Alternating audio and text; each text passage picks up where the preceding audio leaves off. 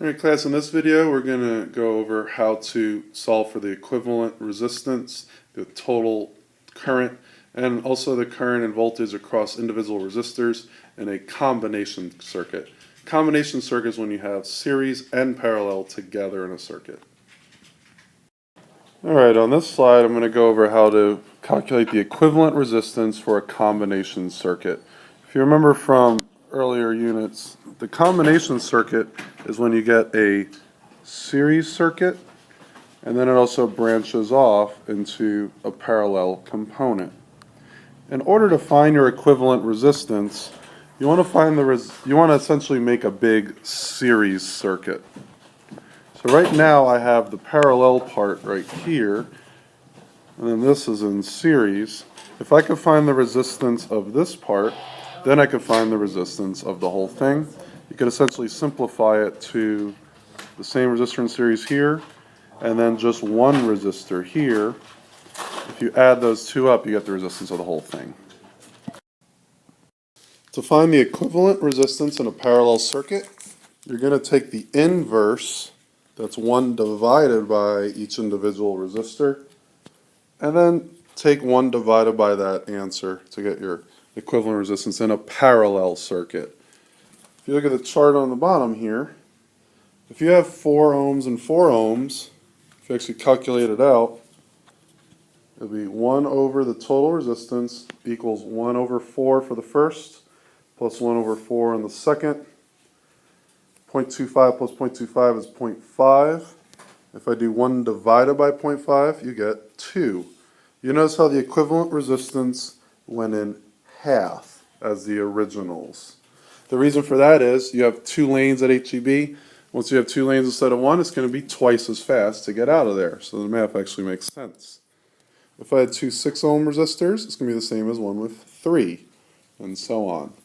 If you have some with different resistances, depending on the total numbers, if it's, say, twice as much resistance in one part of the parallel compared to the other, then it'll be twice as fast in the smaller resistance. It's like thinking of having a quicker cashier at HEB. It'll be twice as fast to get out of it. In order to find your total resistance, we need to find the resistance of the parallel component first, so then we could get just one big series circuit. To find the resistance of the parallel, you just do 1 over the total equals 1 over each resistor.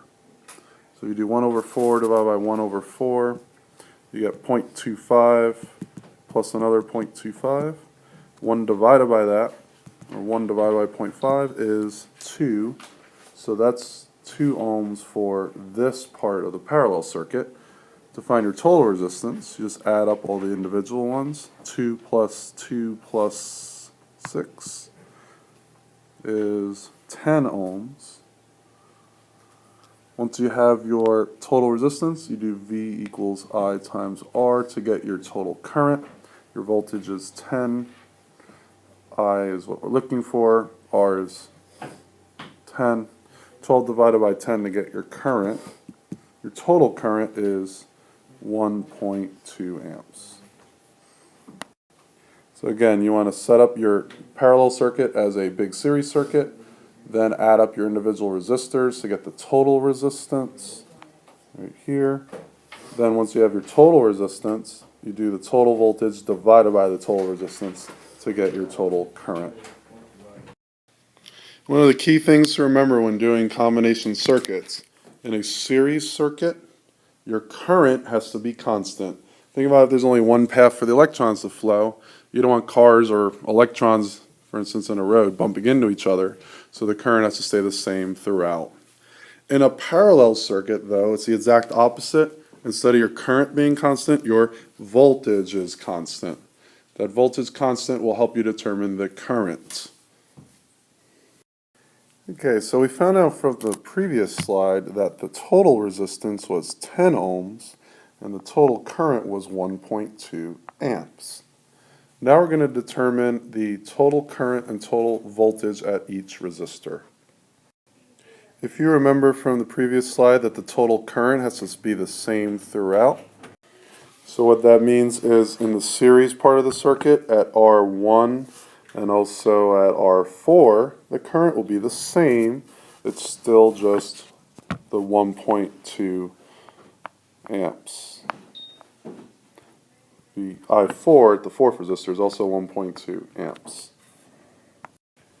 What this means is we could find the voltage at R1 and R4 just using Ohm's law equation again. So use V equals IR. We're going to try to find the voltage at R1. We know the current is 1.2. The resistance is 2. You just multiply those to get R1, or sorry, V1, that's 2.4 volts. For V4, do the same thing. It's still 1.2 amps. The resistor, though, is 6. 1.2 times 6 is 7.2 volts. If you think about the question so far, we already used up 7.2 plus 2.4 volts in the series part of the circuit. If you add those up, you get 9.6 volts. We have a 12 volt battery, so the only volts left, you would subtract them. You do 12 minus 9.6. 12 minus 9.6 equals 2.4 volts. That is the amount of voltage that is still available to the parallel circuit. If you also remember from the previous slide, the voltage stays the same throughout. So to find the voltage of V2 and V3, they would both be the same, or they'll both be 2.4 volts. The very last step we got to find is I2 and I3. If you know the voltage and resistance, you could find the current. So at, let's say, the second resistor, do V equals IR again. You have 2.4 volts. We're looking for the current, and we know the resistance at R2 is 4 ohms, so R is 4. You divide by 4 on both sides, you get your current. 2.4 divided by 4 is 0.6 amps. And that'll be the same for I2 and I3 because they're both 4 ohm resistors. So the way that you do these is you find your total resistance first. From that you can find your total current. Then you could find the current at the series part. Those are the same as the total. Remember, total current, total of the series part of the circuit. The voltage you could find from the voltage drop. That's essentially finding the voltage at the series part of the circuit using V equals IR. We find our voltage drop by just subtracting the total battery of 12 volts minus the 9.6 we used. And then that voltage, 2.4, stays the same in the parallel part. Then use V equals IR to find the current. On your test, you will only need to be able to find the total resistance and total current in a combination circuit. But if you're in pre-AP, you'll have to find the individual current and individual voltage of each resistor.